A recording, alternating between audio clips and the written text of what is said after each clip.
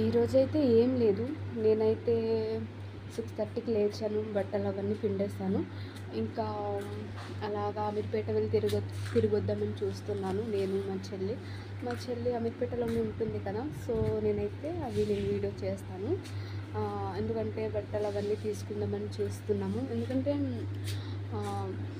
ఆఫర్లో ఉన్నాయనేసి అంటున్నారు. కాబట్టి ఒకసారి అలాగెళ్ళి అలా దాన్ని కొట్టేసి అలా వచ్చేద్దామని చూస్తున్నా. ఎర్లీ మార్నింగ్ అండి 2 బకెట్లు అలాగ బట్టలు 1 వీక్ బట్టలు అలా ఉండిపోయింది. అలా ఉతికే టైంకి ఏటో అస్సల ఉండి ఏదైనా అప్డేట్ ఇస్తారు.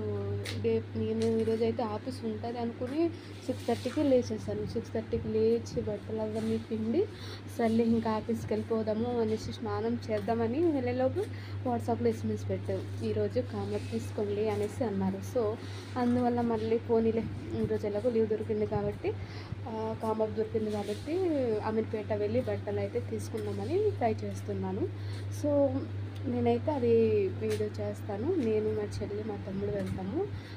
వాళ్ళిద్దరిని కూడా నేనైతే మీ అందరికి చూపిస్తాను, సరేనా?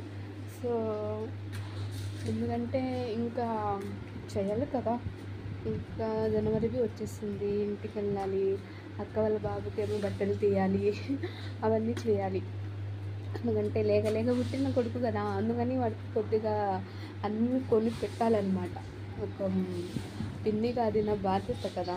సో వాడికి ఏదైనా బట్టలు కానీ ఏదైనా ఆడుకునే వస్తువులు ఏమైనా తీసుకుందామని చూస్తున్నాను. సో మీరు కూడా ఇలాగే కదా, ఎవరైనా సరే అక్క పిల్లలకి ఎవరైనా సరే పిన్నిలు అది కొనాలి ఇది కొనాలి అనేసి అనుకుంటారు కదా. సో నేను కూడా కొంటాను. అంటే మాకైతే నేను వేరే వాళ్ళకైతే కొనేదాన్ని.